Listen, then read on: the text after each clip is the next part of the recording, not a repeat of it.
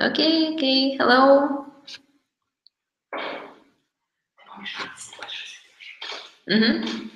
So, hello everyone. I hope that you can hear me and see me, yeah? Everything is fine. Okay, so I think that we have several minutes when everybody is joining us. Yep. Okay, and I would like to introduce myself. My name is Vika, and this is handsome man next to me. Today we have got our conversation, and the topic of our conversation is instant error correction. I said conversation because you also take part in my monologue, because you can ask any questions that may arise during our speech, during my monologue, during our webinar. And if you have any questions, please type this into the command, and at the end of everything, we will have 5 minutes, and I will do my best to answer all the questions. Yep. Okay, so talking about the questions, I have got the question for you in advance. Like, what is the role of the teacher in the lesson?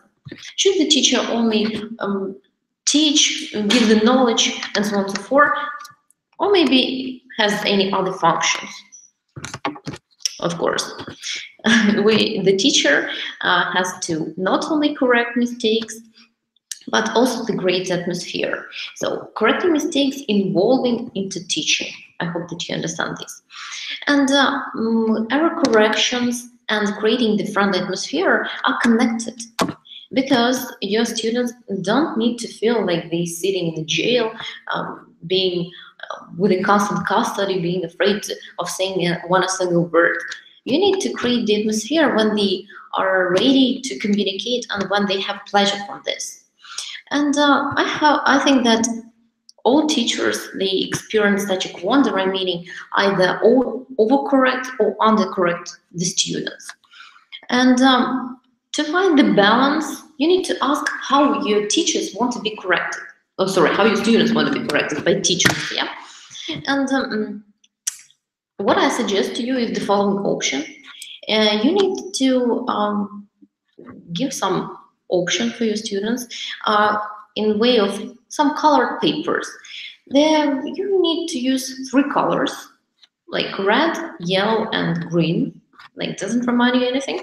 Yeah, it's some kind of traffic light. While giving speaking task to your student, you distribute 3 cards. It can be connected or stuck, or maybe in some any other ways connected. And each of the students get the pile of this card of 3-1, yellow, red, and green. While each of the color has its meaning. If it is red color, it means that your student doesn't want to speak, or maybe doesn't want to be corrected. I am not in the mood today, like I'm tired, I'm depressed, have a bad hair day, so please, I will speak, maybe, but please do not correct my mistakes. Let me alone. I want just relax and find the pleasure of speaking. If your student shows you yellow card, it means that you can correct, but only important one. Be moderate and correct, control yourself, correct not all my mistakes. Okay, let's move on to the green one. Yeah, you have got the green light, correct me everything. Like, I think that this person have a thing for accuracy, some kind of nerd, and wants to be professional in English professor and have no mistakes and want all his mistakes be corrected. And hence we have got some problems that you may tackle with these cards. Like, the idea is perfect, but still some problems you may have. If it is a green card, your student can be like, I'm sure that you really can correct all the mistakes. So let's imagine that we have got 16 students, elementary level, and all your students show you green card. It's some kind of magic that you can correct all of these mistakes and listen to even all of these mistakes. Yeah, it's a problem. And if your student shows you red card all of the time, it's not a very good idea as well, because no correction is also a very bad idea. What do you do in this way? If it is only red card, if your student shows you only the red card, you may set the limit.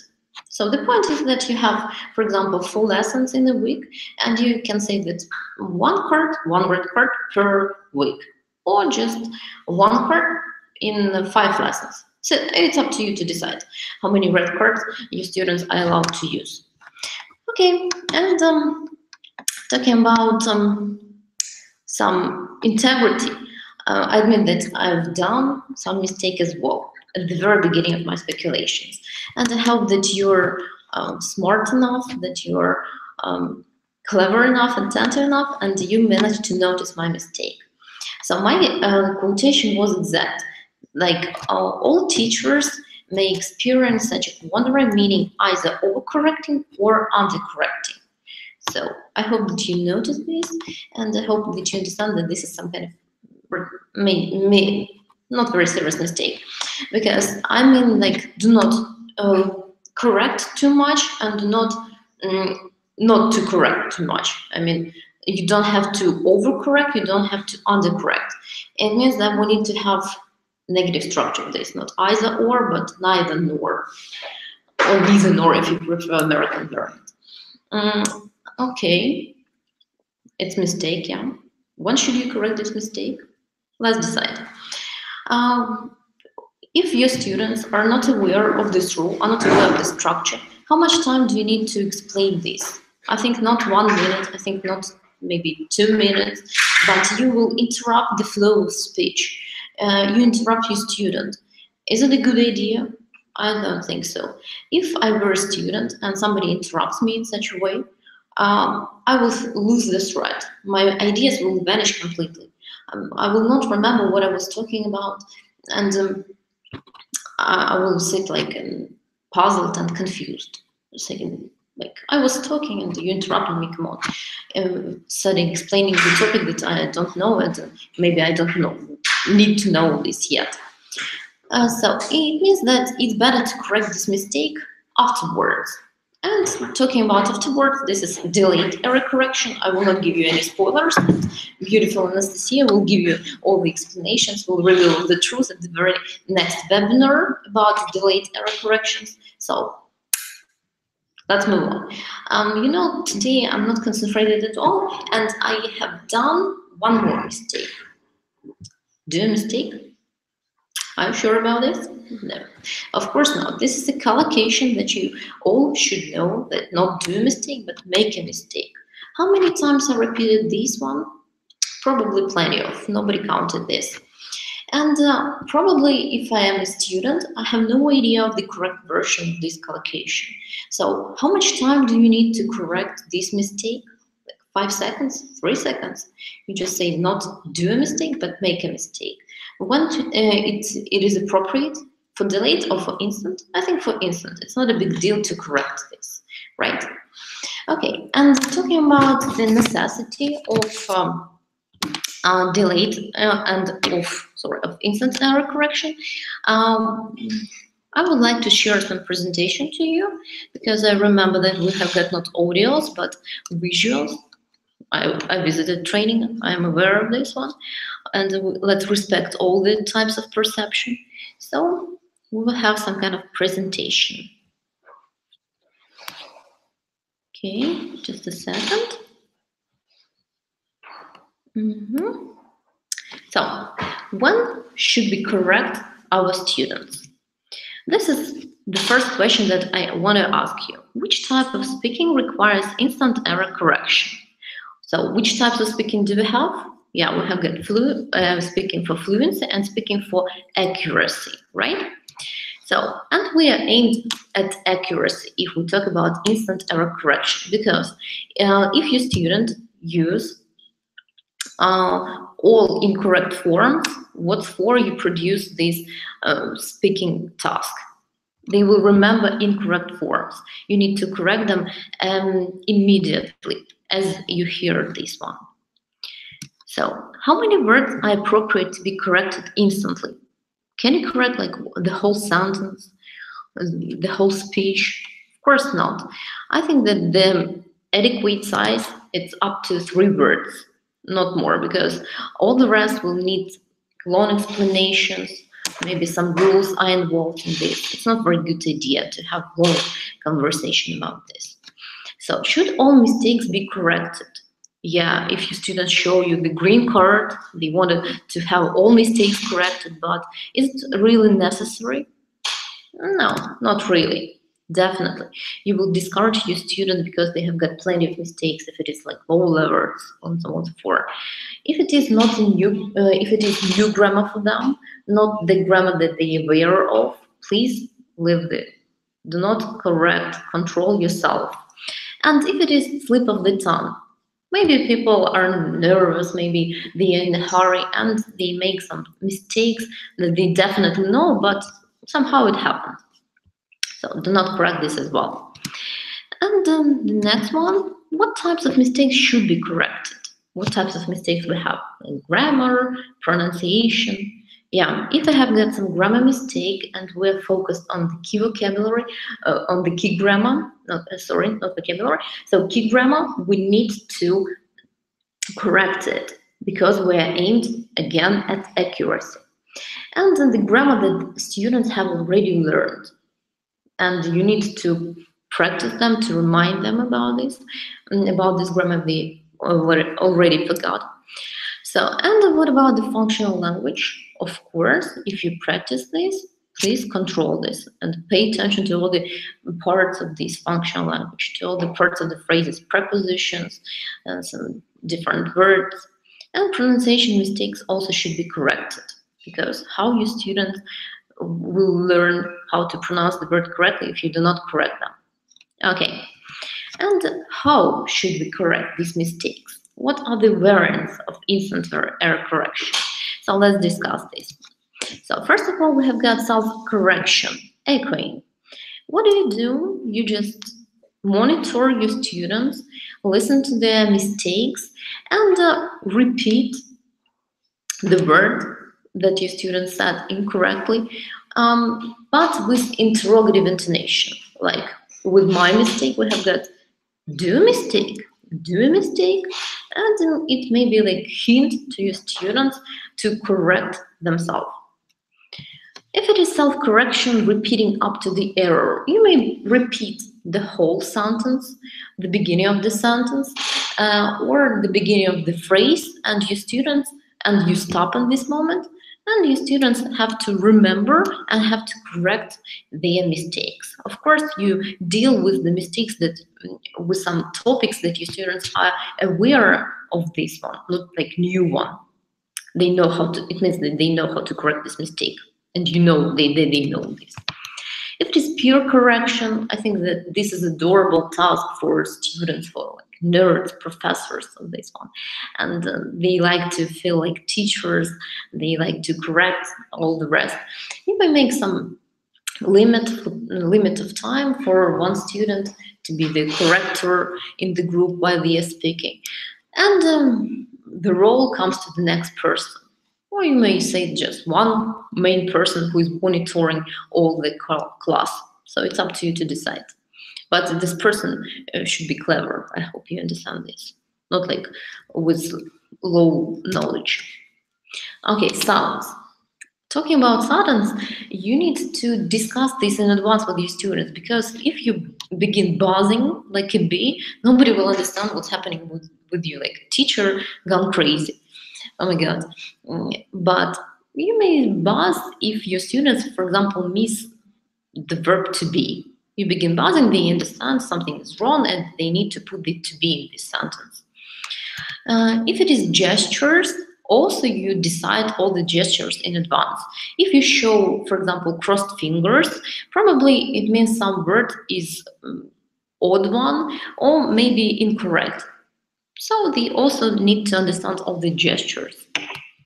Whispering. So I like this very much. If your students have got some task for fluency, you monitor, you listen to them, and they make some very slight mistake, like do a mistake, like I have done this one. And you just come and whisper, make a mistake. You do not interrupt, and your student will notice this and will correct himself or herself. It's easy, it's not a big deal, it's not disturbing. So, nice way. Recasts. This is a very controversial way because you just say the correct variant to your student. It means that your student is speaking something and making some mistake. For example, I have done my homework yesterday. So of course it's obvious that you need to use past simple, not present perfect. And you say, "Oh, you did your homework yesterday." You don't explain anything, and maybe your students even don't pay attention to this one. Just repeat what you said. Is it a very good idea? I'm not sure. Of course, you have to say some hint about this, have to explain this, not only correct mistake. So sticky note on the table. It's also the perfect way to correct your students. You do not interrupt the speech, the flow of the speech. You just use some sticky notes, write down the mistake that your student did, and put this on the table. Your student will understand this, will notice this, and correct himself or herself. So nice way. Very polite to my point. Teacher shadow. Oh, I like this one. So teacher shadow, it means that you choose one shadow from the class and you come with this student, you monitor with this student all the speaking process of your other students, and you need to find and to catch the mistake that your students do, and the teacher shadow has to correct this mistake itself. And the person who did the mistake changed the roles with the shadow. And you will have got new shadow who also tries to find and tries to correct all the mistake. But please emphasize that it's not mocking. We do not try to have fun, try to catch the mistake, try to find the mistakes, because when you understand, when you hear mistakes, it means that you understand the language, that you understand the grammar topics, and you are able to correct these mistakes. So as the variant of error correction, it's like perfect one, or maybe some kind of entertaining a little bit. But what I want to say that you need not just to correct your mistakes and to correct your students, you need to praise your students, because when you encourage, when your students feel the support from the teacher, it's a very good idea. Not only they do some mistakes, not only they make mistakes, so they feel free, they feel the pleasure, and they like to come to your lessons. So very please your variants of error corrections, and do not correct all the mistakes, I beg you. And be wise and be nice to your students. So I think that this is the only one thing that I want to tell you. And we have got several questions, several comments that we have here.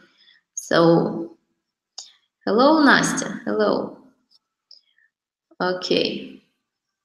Uh-huh. We have no questions, yeah? Mm-hmm. We have only some kind of support. Mm-hmm. But maybe something is understandable for you that we need to discuss. Nothing.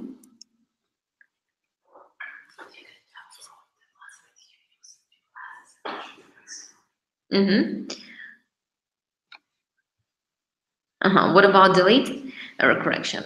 I think that you were not very attentive person, because I said that about delayed error correction we have got the next webinars.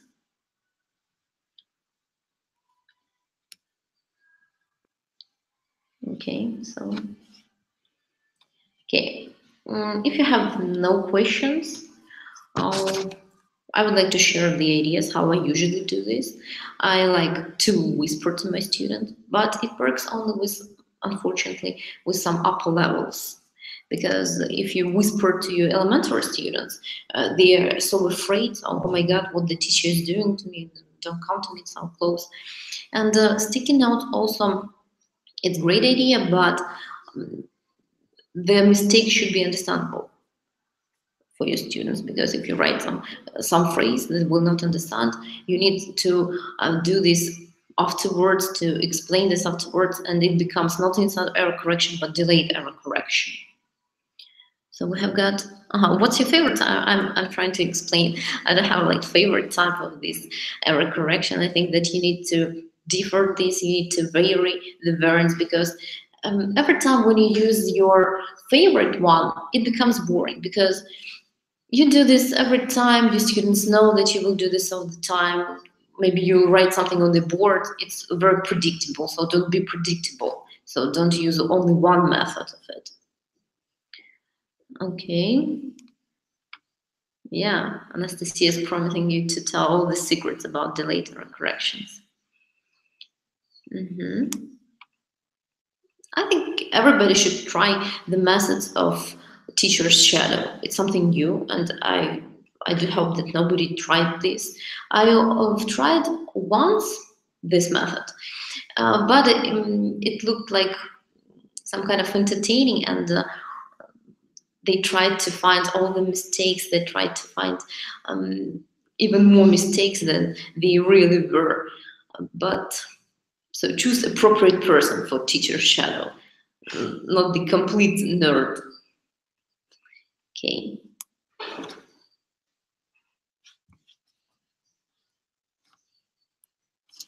So anything that we need to discuss?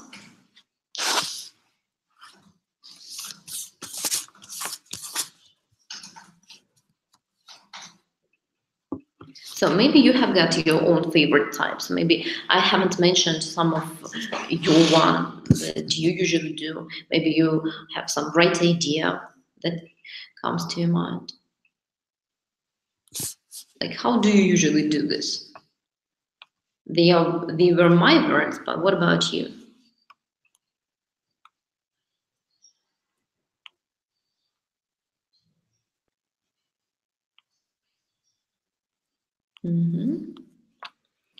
So we'll have several minutes.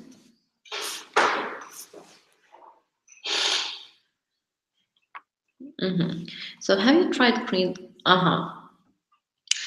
Unfortunately, I haven't tried it yet. This idea came to my mind while preparing for this webinar, but I think it's a nice idea, because your students will feel they also have some important role in this, in the lesson. They have the opinion, and everybody and the teacher listens to the opinion.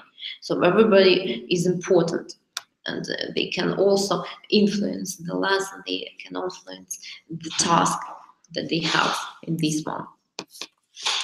And I think, why not? You should try this. Maybe it will be a good idea, but again, control yourself. You don't need to tell your students that you do not correct all their mistakes if they show the green card to you. Be wise in this case. You say, okay, I will correct all the mistakes, but let's be honest. We cannot do this all of the time.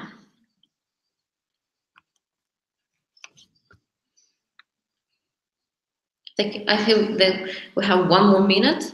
Yeah, if nobody showed the interest, nobody can tell any question, can finish. Like, you have got 30 seconds. So 3, 2, 1. So thank you for the watching. I hope that you got some interesting ideas, and you will be clever, you will be interesting for your students, and you will correct all the mistakes. Of course not. So thank you so much. Bye bye.